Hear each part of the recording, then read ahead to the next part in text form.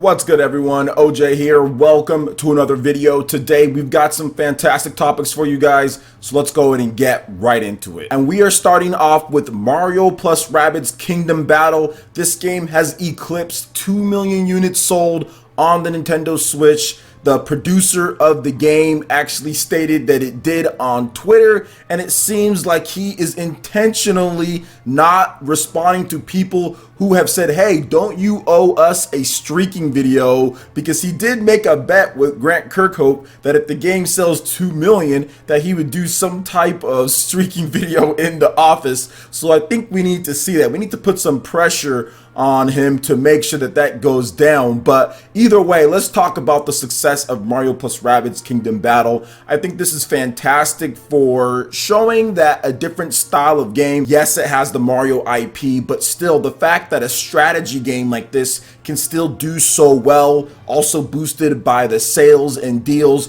had some really good marketing as well. So this is just great to see. Mario plus Rabbids Kingdom Battle is definitely one of my favorite games on the Nintendo Switch. It has a nice blend of easy to pick up and play, but really difficult to master, especially on the harder levels. Once you get into the game, there actually is an easy mode that you can toggle on and off at any point, because there are some scenarios that are actually pretty challenging, and even more that they've added in. They have the whole Donkey Kong expansion that's really good from what I've seen as well. So what does this mean for the future of Mario plus Rabbids Kingdom Battle, or for the future of Ubisoft and Nintendo relations? Well, I definitely think that this could lead to more crossovers. We are already seeing that with Star Fox and Starlink Battle for Atlas, and I honestly feel that that's going to boost that game up, and we could see even more. I do think a sequel or some type of follow-up to Mario plus Rabbids Kingdom Battle will happen, just because this game is done so well. And I also feel that Ubisoft could take another franchise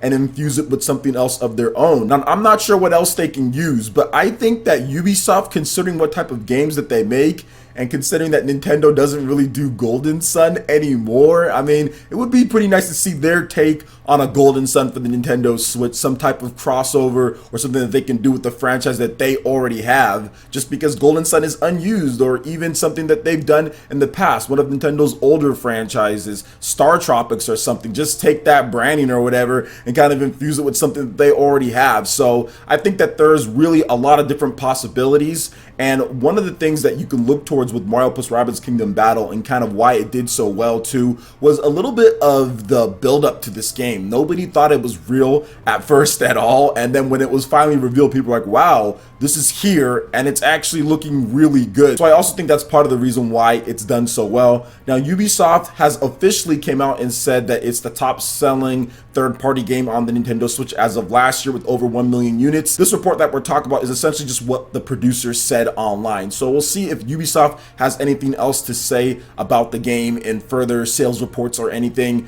But either way, it's good news for Nintendo fans, and it's good news for the Nintendo Switch, because a game like this doing well can only promote and bring over more games to the system. So what do you guys think about Mario plus Rabbids Kingdom Battle doing so well on the Nintendo Switch, over 2 million units? Let me know your thoughts in the comment section below. All right, and moving into the next topic here, Travis Strikes Again, No More Heroes has an official release date from Nintendo, so we're going to get right into the post. So get ready to wander into the game world and embark on a rampage of epic proportions when Travis Strikes Again, No More Heroes launches exclusively on the Nintendo Switch on January 18th. So the game is coming a little bit later than initially reported. We heard that it was going to be a late 2018 title or fall 2018 title. I'm not exactly sure the terminology as far as what Nintendo said to bring over, but we did think that it was going to be Q4 or late 2018, but that is not going to be the case. It's going to be early 2019,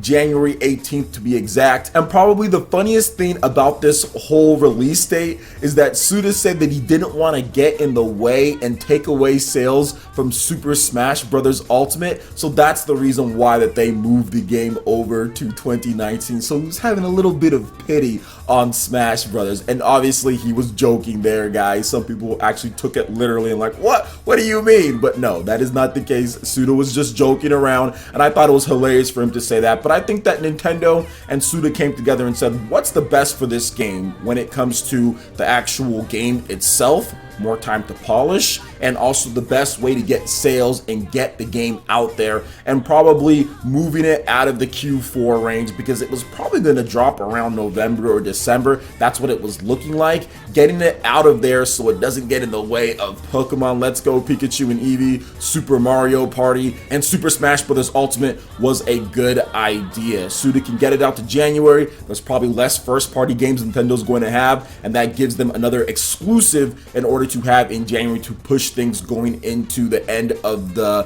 fiscal year. So I think that that's a great idea, and I think it's going to benefit the game overall just for them getting some final touches of polish and also being able to sell better on the Nintendo Switch. It's a good idea. Any way you try to break it down, it's a good idea. There's a lot of games coming out in September, October, November, December. Just this October, there's Starlink Battle for Atlas, The World Ends With You Final Remix, and also Super Mario Party, all coming out in those months, plus a bunch of other games as well. September's also packed too. Valkyria Chronicles 4, Dragon Ball FighterZ. There's just a ton of stuff for people to pick up on the Nintendo Switch and play. So I think that moving it over to 2019 was a good idea, and I think it will benefit the game greatly. So what do you guys think about Travis Strikes Again, No More Heroes getting pushed to January 18th, 2019? Let me know your thoughts in the comment section below. All right, and moving into the final topic here, Valkyria Chronicles Remastered for the Nintendo Switch. We have an official Western release date for this game. So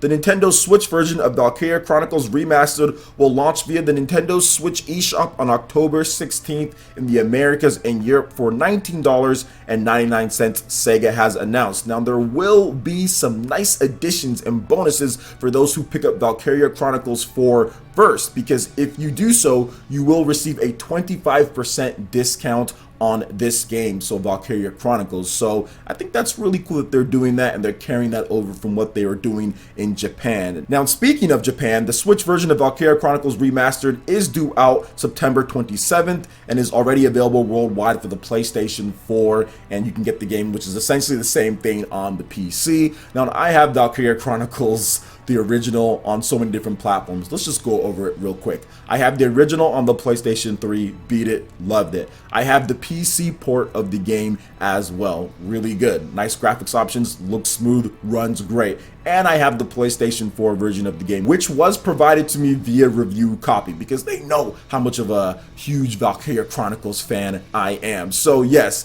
Valkyria Chronicles is amazing. And I might pick it up again on the Nintendo Switch just to have a portable version of Valkyria Chronicles. The game is always great to play. It includes all of the DLC in the game, guys, because there is not like a ton of DLC, but there's a lot of DLC to the point to where it actually enhances the experience quite a bit with some more options and modes and things. So all of that is included in the remastered version of the game, so that's awesome to see. So I think that if you have not played Valkyria Chronicles, the original, I definitely think that you should get it. If you're planning on getting Valkyria Chronicles 4, it's all good. You don't have to worry about playing one of them before the other, because this one is almost like in tandem with the first one. It goes all the way back to the original when it comes to the setting and everything. And it does seem like you might even be able to run into the protagonist of the original game as well in this one. They've talked about it a bit with Valkyria Chronicles 4. So I think that buying this game, if you're going to get Valkyria Chronicles 4, and you have not played Valkyria Chronicles, I definitely suggest picking it up on the Nintendo Switch.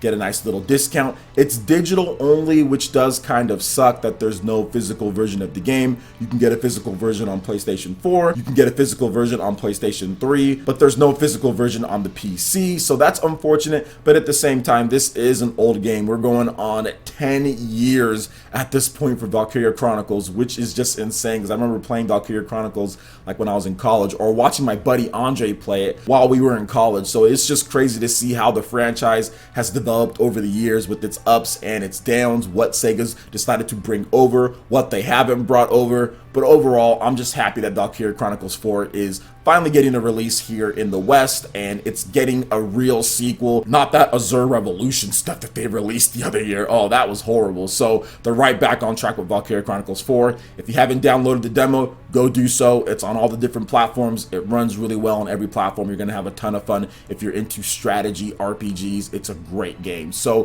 what do you guys think about all the different topics that we discussed here? Let me know your thoughts in the comment section below. All right, Ninja page, and that wraps it up for this video here. Go ahead and check out the links in the description below. We got Facebook and Twitter. Go ahead and give us a like and a follow on our social media. Really helps us spread the content of PlayerEssence across the internet in addition to YouTube. Also, make sure you check out our Patreon, Twitch, and YouTube live gaming pages and consider supporting PlayerEssence. When you do so, it gets you access to all sorts of cool benefits, perks, rewards, and emotes via YouTube sponsorship. So check out the link in the description below and consider supporting PlayerEssence right here on YouTube. Hit that like button if you did like this video. Lets me know you guys want more content like this going forward in the future. And subscribe to PlayerEssence for the latest RPG, Japanese, and Nintendo gaming news. Thank you so much for watching, and we'll catch you for the next video. Peace.